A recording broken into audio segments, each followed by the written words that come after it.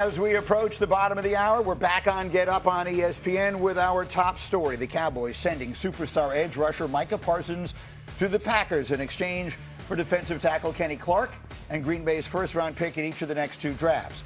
Parsons gets a 4-year, $188 million contract, $120 guaranteed at signing, $136 million in total guarantees, making him the highest-paid non-quarterback in NFL history. He went on social media and was pretty simple in his response. Thank you, Dallas. Go, Pack, go. So that's his side. As for Jerry Jones, here's why he thinks this makes his team better. This trade was not just thought about today. This trade has been going on in our minds and our strategies and being talked about. It's been going on all spring. The facts are, specifically, we need to stop the run. And we haven't been able to stop the run at key times for several years. And when you have the kind of extraordinary pass rush that Michael had, then the way to mitigate that pass rush is to run at you. Holy smokes, dude. That's a lot of mental gymnastics. It feels like he's like 4 years behind. Like 3 or 4, no duh. It's tough to explain something that's inexplicable. So that's the problem. So in order to stop the run, you got to trade away. You got to trade Micah Parsons. You got to trade Michael Parsons. He came to the conclusion it's like he only plays on passing downs? Yeah. Like, you were watching a highlight. We were showing highlights of him at the beginning of this block, and I'm thinking to myself, we spend the whole offseason talking about contract and dispute. I mean, he is so freaking good. Like, you're watching him accelerate through the whole. I mean, I don't know. He's a game record. It's unbelievable. And he doesn't just do that. He was an off-the-ball linebacker in college. There are people who say if he wanted to, he could play corner. He's the most freakishly talented defensive player in the NFL, with the exception of no one. Greeny, 5 days from today, the Dallas Cowboys are on a plane to play the Philadelphia Eagles. Brian Schottenheimer has waited his whole life to be a head coach in the NFL. He has an offense that could be playoff bound and a defense that has questions at pass rush, linebacker with the injuries to Damari and Overshone, and massive questions at corner. So to me, like, if you're Brian Schottenheimer, and Sunday, and Cross talked about this on NFL Live yesterday, Sunday is Wednesday. Like, they are in a plane in 5 days. Yeah. What is Brian Schottenheimer saying today to his team? Well, they haven't had him all camp. I mean, like, they've been preparing. Right. I get what you're saying, but I mean, what Brian Schottenheimer is saying to his team is not, "Oh God, we're in trouble." Like, I mean, they have to build it up. But Dak Prescott came out and said it's going to get done. It always gets done. Schottenheimer said that. Brian said that. Was it Monday? Right. This week? I mean, very few days ago, Brian Schottenheimer said, "I fully expect Micah Parsons to be on the field against the Eagles," and we all reacted to that. You were here with me that day. Yep. No, he can't play that soon. Right. They have to start ramping up his football activity. We didn't realize that the reason he wouldn't be able to play against the Eagles was because he would be a member of the Green Bay Packers by the time that game kicks off. This is why I go back to the moment of the Green Bay Packers loss and saying that day after, this should be a full restart. Because for him to sit there and say, Jerry Jones, we're struggling to stop the run. This has been the case for 4 years. You could have done multiple things over the last 3 years to be better at stopping the run. You draft Mozzie Smith in the first round. That hasn't panned out. But there are so many other options that you can go about. This is why I say that not a good organization right now. They're just not. Because while they've drafted some nice players, specifically on the offensive line, there's no way that you – because guess what, Mr. Jones, happens when you stop the run? Teams have to pass. And then you want a pass rusher that can go get the quarterback. And you just gave him away for the 30th pick of the NFL draft. You're not going to stop the run with that player either. And so that's why you just look at this compounding effect over the last couple seasons, and it feels they're so detached to what reality is. Howie Roseman a couple years ago drafted Jalen Carter when many teams wouldn't because of reasons that are justified. Yeah. Yesterday, they traded away Micah Parsons when no other team would have done that in the prime of his career. And we're still trying to figure out the reason why.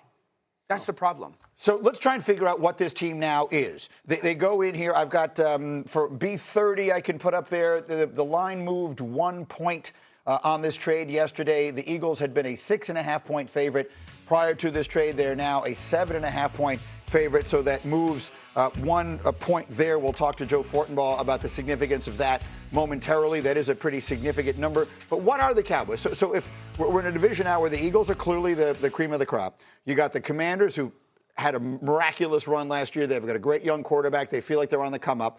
The Giants feel like there's finally some good vibes there. We'll see. I mean, of course, they haven't played a game yet. Everyone can have good vibes before the game starts. The point is the Giants finally feel like they're getting a little bit better.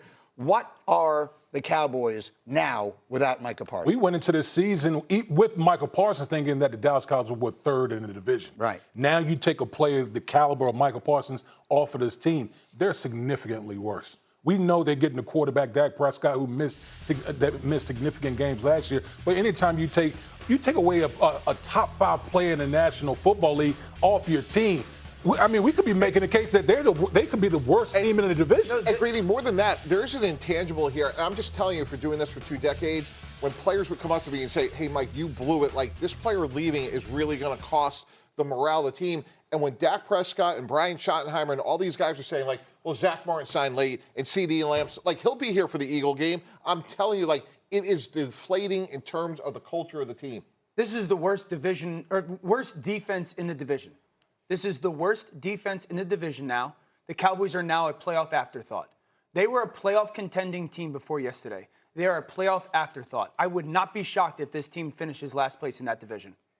Yeah, I think they'll score a lot of points, right? I think they'll have a good offense, the Dallas Cowboys. But right, so the defense is the question mark. New coordinator and Matt Eberflus. I think we feel like coaching defense is something he's pretty good at. Right. So he's been teaching a new scheme all off season. And again, they haven't been working with. If there's a hope here, it's that, you know, this is a group that's worked together throughout camp, and maybe some of the young players take a step, right? There's now a lot of pressure probably on their 2nd-round pick out of Boston College, Ezeraku, right? So that's where you have hope. And also I think it lies in the idea that with Dak Prescott healthy and George Pickens added, and if the offensive line is what they think it is, they could be a high-scoring team. But I know it's a tough way to live. Greeny, we can't overstate it. Like Dan's painting it. On offense, you're a playoff contender. Yeah. You have and on defense, you have one question mark after the other. It's impossible to reconcile how they comport themselves this offseason. Well, I always go back to there was no strategy here. There's no strategy because there's 2 different timelines going on with the Dallas Cowboys. You literally, over the past couple of years, you paid the quarterback, highest money in the NFL history. You paid the wide receiver. Yeah. And then you trade away your best player on your team? Right. Where's the strategy? Where's the long-term thinking and planning for the Dallas Cowboys? And that's why I made the comparison of Jerry Jones to Al Davis, because it's just nothing. It seems like there's any strategy over there. It's not all that different than what we've talked about for a while now with Joe Burrow in Cincinnati. You sit there and go, man, this offense can go score a ton, and the defense is not going to stop anybody. And there was at least the chance because Micah was there. Now you're sitting there going, how are they going to stop people? Yeah. I go back to the game records. There's only so many of them in this league from an offensive perspective. There's a lot of guys who change your scheme.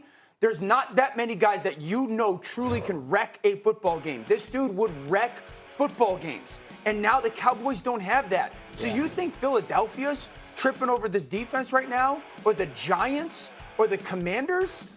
They had the one guy that would strike the fear of God in an offense. Where is he on every single play? How do we account for him on every single play? He's not there anymore. There's nobody on that defense that truly will make you fear in that regards outside of maybe Trayvon Diggs and his ball skills. That's the thing. Like, they have a plan for what they want their defense to look like now, right? Like, if you had made that plan in the spring and said, we're going to change who we are on defense, Micah, we love you, but it's not going to fit for a variety of reasons. You talk about being process-driven, right? This is not that. But I go back to the year they drafted him. Dan Quinn was the defensive coordinator. They had a plan for how their defense was going to look. They draft this player who had been off ball, like we said, in college. We don't know what they got about 2 weeks into their offseason program, and Dan Quinn went in to the head coach's office like, we got to change everything. We got to build the whole thing around this player because he's that good.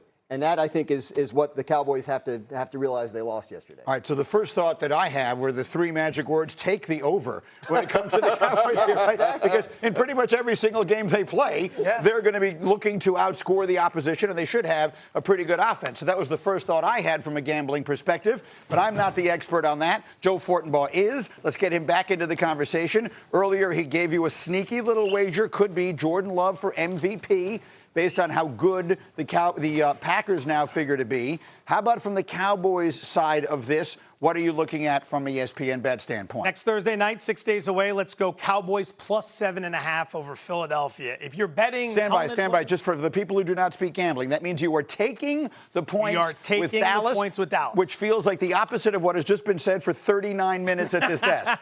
Here's the thing. We're not betting on players, coaches, or helmet logos. We're betting on numbers. That's how you're making money in this business. You're betting on numbers. This was 6.5 prior to the trade. You're telling me Micah Parsons is worth 1 full point through the key number of 7 in a game where he might not have even played against Philadelphia anyway. Keep that in mind. He wasn't going to be 100%. He wasn't going to play 60-plus snaps in that game.